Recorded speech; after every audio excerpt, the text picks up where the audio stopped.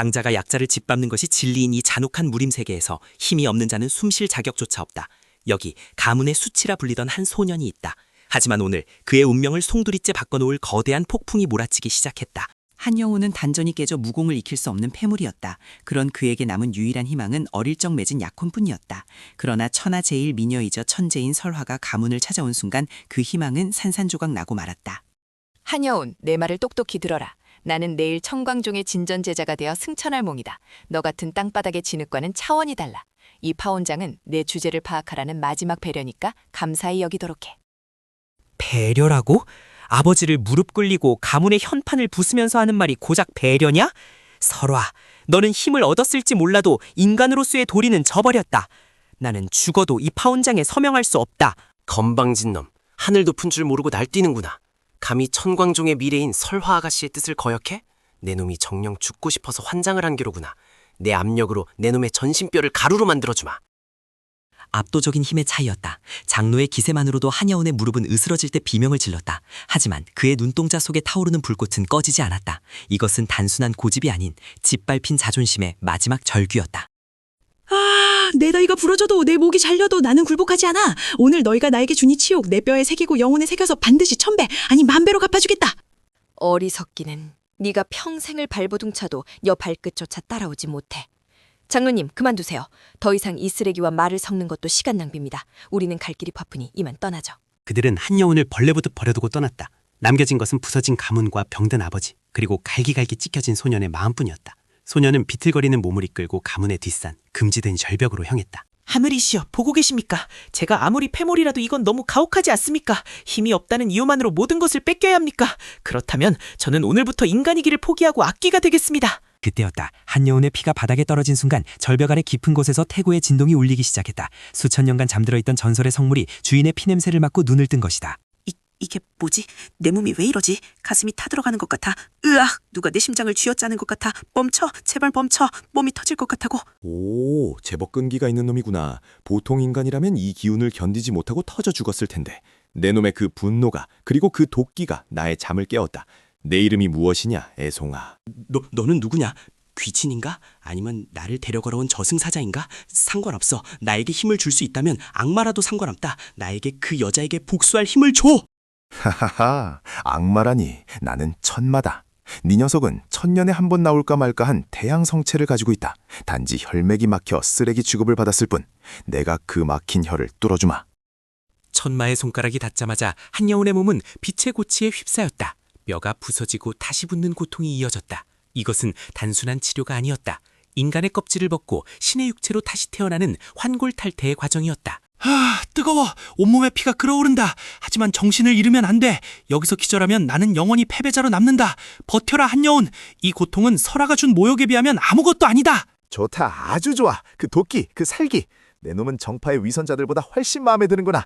이제 너에게 내 모든 비기를 전수하겠다. 천하를 내 발 아래 꼴릴 준지가 되었느냐? 그날 밤 뒷산에는 짐승들의 울부짖음조차 들리지 않았다. 오직 한 소년의 거친 숨소리와 뼈가 맞춰지는 소리만이 들려올 뿐이었다. 다음 날 아침 절벽에서 내려온 것은 어제의 그 패물이 아니었다. 몸이 가볍다.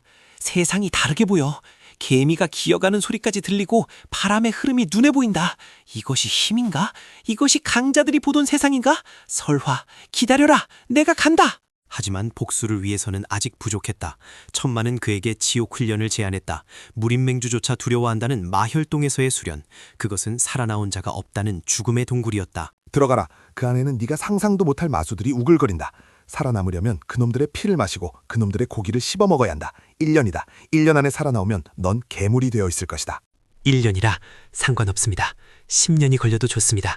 강해질 수만 있다면 지옥불이라도 뛰어들겠습니다. 다녀오겠습니다, 스승님.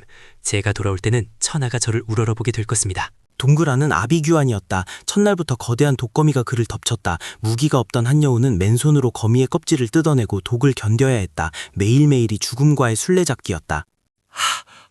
이 정도 독으로는 나를 죽일 수 없어. 내 몸속에는 천마의 기운이 하른다. 덤벼라, 이 짐승들아. 너희는 내 수련의 재물이 될 뿐이다. 더 강한 놈은 없나? 시간이 흘러 계절이 바뀌었다. 동굴 밖에서는 한여운이 죽었다는 소문이 돌았다. 설화는 승승장구하며 무림의 별이 되었고 한여운의 가부는 몰락해 잊혀져 갔다. 그러나 어둠 속에서 칼날은 갈리고 있었다. 훌륭하다. 이제 내 몸은 강철보다 단단하고 내 내공은 바다보다 깊어졌다. 이제 마지막 관문이다. 나를 공격해라. 내 옷깃이라도 스친다면 하산을 허락하마. 스승님, 다치셔도 원망하지 마십시오. 저는 이제 예전의 제가 아닙니다. 천마신공 제1식 파천왕 받아라! 엄청난 충돌이었다. 동굴 전체가 흔들리고 천장이 무너져 내렸다. 먼지가 거치자 천마의 옷자락이 찰려나가 바닥에 떨어져 있었다. 제자가 세승을 뛰어넘는 순간이었다. 하하하, 통쾌하구나. 이제 더 이상 가르칠 것이 없다. 나가거라 한여운. 가서 세상에 너의 이름을 그리고 나의 이름을 널리 알리고 오너라. 네 복수를 완성해라. 감사합니다, 스승님. 반드시 은혜에 보답하겠습니다. 이제 사냥을 시작해볼까? 기다려라, 설화. 그리고 나를 비웃던 놈들. 지옥이 무엇인지 보여주마. 한여웅이 세상에 나왔을 때 마침 무림 최대의 축제인 용봉지회가 열리고 있었다. 대륙의 모든 천재들이 모여 실력을 겨루는 자리.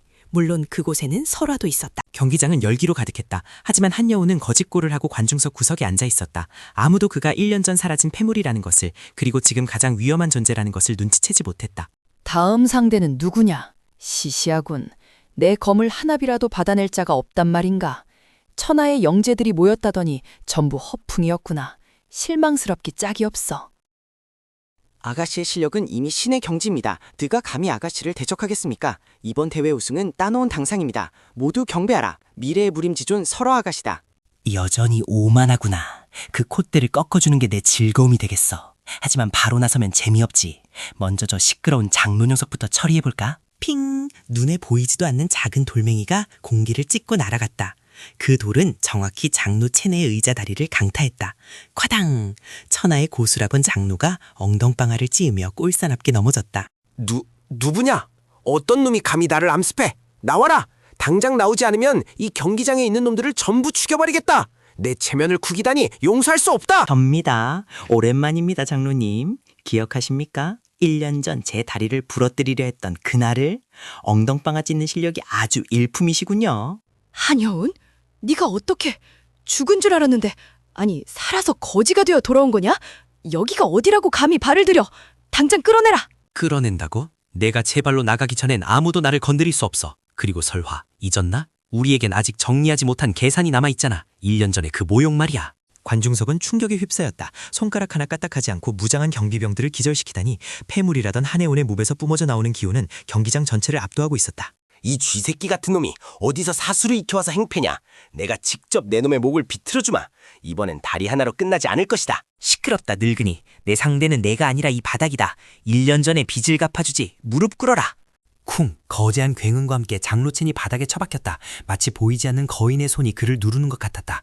그는 피를 토하며 한여운의 발 아래서 꼼짝도 할 수 없었다. 이게 네가 자라가던 힘인가? 고작 이 정도로 우리 가문을 무시했나? 잘 봐라, 설화. 이게 네가 버린 남자의 진짜 모습이다. 장로님이 방심했을 뿐이다. 건방 떨지 마라.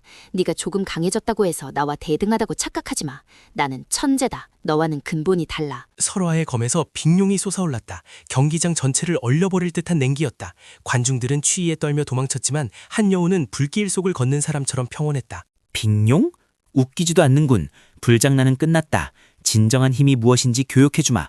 천마신공 제2식 뇌전격. 하늘이 찢어지는 소리와 함께 붉은 번개가 경기장으로 떨어졌다. 설화의 빅룡은 비명도 지르지 못하고 산산조각 났다. 그녀의 자랑이던 절대 방어가 종이장처럼 찢겨나간 것이다.